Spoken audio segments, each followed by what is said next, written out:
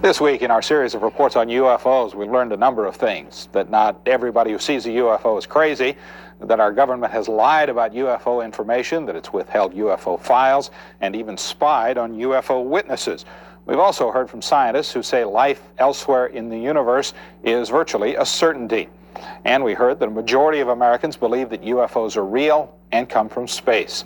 Tonight, in part 5 of his report, George Knapp introduces us to a local man with an amazing and disturbing story. George. Gary and Mary Ruth, we've been working on this story for a long time, and we'll tell you right up front that it's going to be hard to swallow at first. This week, we've heard the contention of UFO researchers that there's a secret government within our government. While that may be hard to believe coming from the UFO perspective, we've certainly learned in Watergate and the Iran-Contra scandal that factions within our government can and do pursue their own hidden agendas outside of the law, outside the control of Congress, or the knowledge of the American people. This is exactly the type of operation we'll hear about tonight. It's a chilling scenario with worldwide implications that may have its roots right here. Area 51, that mysterious corner of the Nevada test site, is no longer much of a secret. The fact that secretive things go on here is a given, even to the Soviets, who make daily spy flights over the facility to take a peek at what's going on. These photos, never before shown in public, are about as close as anyone will ever come to seeing what the place looks like again. The dry bed of Groom Lake, corrugated metal buildings, a 3-mile-long runway, and some highly sophisticated radar and detection equipment. It's been known by many names over the years: Dreamland, the Ranch, the Skunk Works. If ever there was a place to test a secret new technology, this is it. And that's exactly what's been done here for decades. Area 51 is where Francis Gary Powers and the other U-2 pilots were trained in the 50s, and where the U-2 itself was developed. The SR-71 spy planes that spotted Soviet missiles in Cuba in the early 60s were also developed at 51. 51 is where stealth technology was nurtured, where Star Wars devices are still tested, and where all manner of CIA monkey business has been plotted and refined. It's the perfect place for secret things, but of course, that's no secret. 51 is ringed by the forbidden vastness of the Nevada test site, by the looming Groom Mountains, and by sparsely populated desert expanses. The few people who do live out here have no love lost for the military, but they're conservative, patriotic, and they mind their own business. You ever see stuff you can't explain? Sure. Lots of stuff. Care to elaborate? No. Happy anniversary to you. On any given night at the Rachel Bar and Grill, you might find 3 or 4 people who work at Area 51, there amid the flowing Budweisers and cowboy hats. You might find them, but they aren't going to talk to you, not about the things they've seen over the mountains. A steady trickle of curiosity seekers flows through here, strangers drawn by strange stories of lights in the night sky. Their questions also go unanswered. No one who's worked at Dreamland has ever publicly acknowledged what so many people have suspected for years, that alien technology is being tested in the Nevada desert. The speculation first surfaced in documents obtained by UFO researchers, documents about something called Project Aquarius. The documents, allegedly prepared for an organization called MJ-12, state that a program to fly recovered alien spacecraft was established in 1972 and is continuing in Nevada. The National Security Agency has confirmed it does have a Project Aquarius, but denies it has anything to do with flying saucers. NSA will not say what Project Aquarius is. Speculation was heightened in 1984 when the Air Force seized nearly 90,000 acres around Groom Lake. The action was, by most accounts, illegal. During congressional hearings about the land grab, Congressman John Seiberling grilled the military about the legal authority used in the action and was told the authority was at a much, much higher level than the Air Force. Seiberling asked what authority is higher than the laws of the United States. The Air Force official said he could respond, but only in a closed briefing. In 1987, when the Air Force sought to renew its stranglehold on the Groom Range, news articles once again mentioned the talk about alien spacecraft, and subsequent articles in national magazines quoted unnamed sources about things of alien origin flying in Nevada, things that would make filmmaker George Lucas drool. Despite the speculation, no one who knew Area 51 from the inside ever talked publicly about the saucer stories. Well, there's several, actually 9 flying saucers, flying discs, that are out there of extraterrestrial origin. The live interview with the shadowy Dennis drew international attention. Portions were broadcast by radio in 6 European countries and in a nationally televised TV special in Japan. Actually 9 flying saucers, flying discs.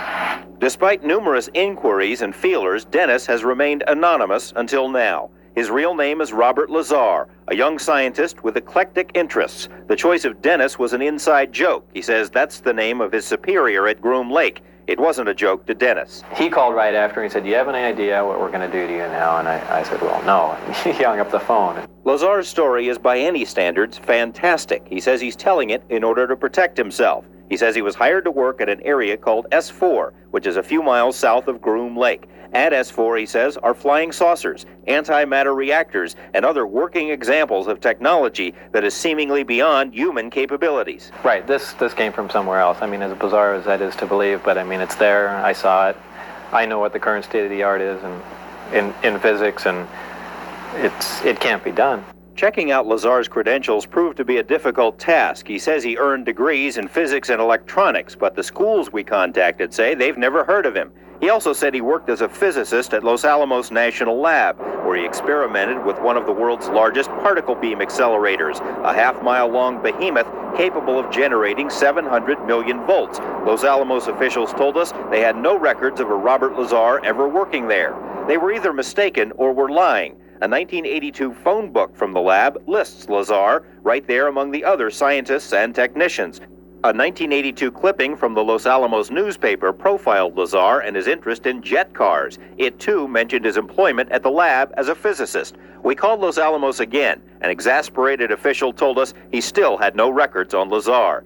EG&G, which is where Lazar says he was interviewed for the job at S4, also has no records. It's as if someone has made him disappear. Well, they're trying to make me a non-person. Explain. You called where? Well, the schools that I went to, the hospital that I was born at, past job, and essentially nothing comes up with my name in it. He smiles, but out of futility, knowing the whole thing must sound ridiculous. According to Lazar, his employer was the United States Navy. He says he and other government employees would gather near EG&G, fly to Groom Lake, and then a very few people would get into a bus with blacked out or no windows and drive to S4. When you get off the bus, what do you see? It's a very interesting building. It's got a slope of probably about 30 degrees, which are hangar doors. And it has textured paint on it, but it looks like sand. It's made to look like the side of the mountain that it's in, whether it's to disguise it from satellite photographs or what. He says he was never told exactly what he'd be working on, but figured it had something to do with advanced propulsion. On his first day, he was told to read a series of briefings and immediately realized how advanced the propulsion was. The power source is an antimatter reactor. They run gravity amplifiers. There's actually 2 parts to the drive mechanism. It's a bizarre technology. There's no physical hookup between any of the systems in there.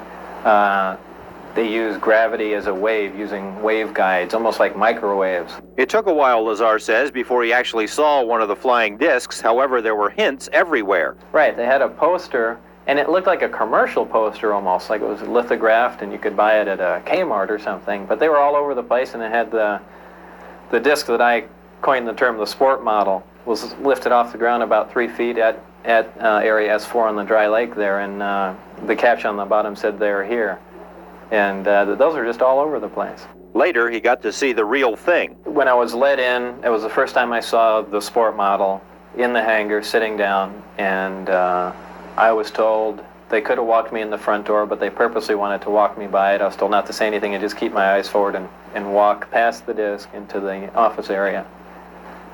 And I did, and as we went by it, I just kind of stuck my hands on it just to run it alongside the thing, and that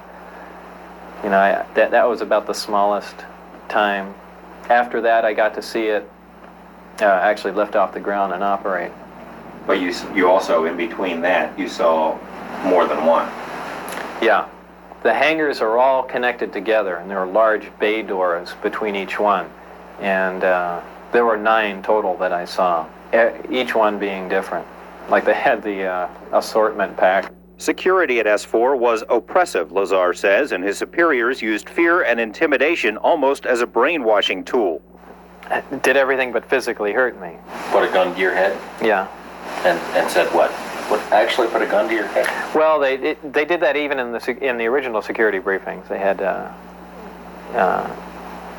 guards there with M16s, and guys slamming their finger into my chest, screaming in my ear. Some people pointing weapons at me. Like I said, it's not a good place to work. That fear factor would surface later. Lazar agreed to undergo a polygraph exam as part of this report. Polygrapher Ron Slay asked about the technology Lazar had seen. Did you knowingly lie when you said you had actually seen anti-gravity propulsion in operation? No.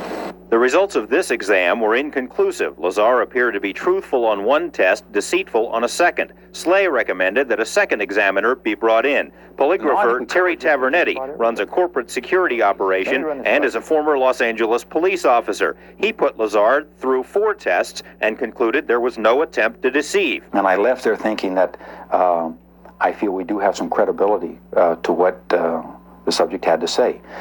And that's when I went to some of my colleagues. Tavernetti sent the test results to a third polygrapher who agreed the results appeared truthful. The charts were then sent to a 4th examiner who did not agree, suggesting Lazar might be relating information he'd learned from someone else. The polygraphers conferred and decided they would not issue a final statement on truthfulness until more specific testing can be conducted, and that's where it stands. Tavernetti believes that difficulty in determining Lazar's truthfulness stems from the fear that was drilled into him. I think we're talking about a subject here that is so far-reaching, and it is so emotional.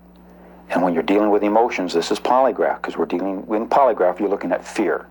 The fear of getting caught telling a lie because something bad will happen to you if you do. Well, I am telling the truth. I've tried to prove that. What's going on up there could be the most important event in history. You're talking about contact, physical contact and proof from another system, another planet, another intelligence. That's got to be the biggest event in history, period. And it's real. And it's real and it's there. And I had an extremely small part in it, but I'm convinced that what I saw is absolute proof of that. There is no way we could have created those systems. There's no way we could have made the disks, the power supplies, anything to go with them.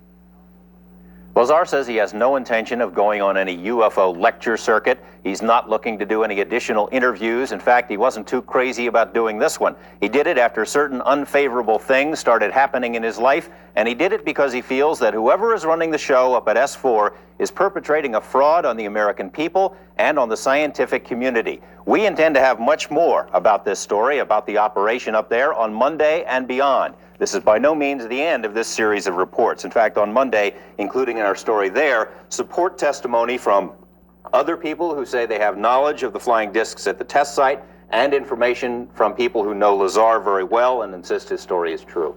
If indeed they have these flying saucers, George, it seems like it would be really hard to keep it so secret. Well, yeah, it would seem that way, except for as Lazar asked his superiors up there, they say it's the easiest secret in the world to keep. It's leaked out many times before and nobody believes it.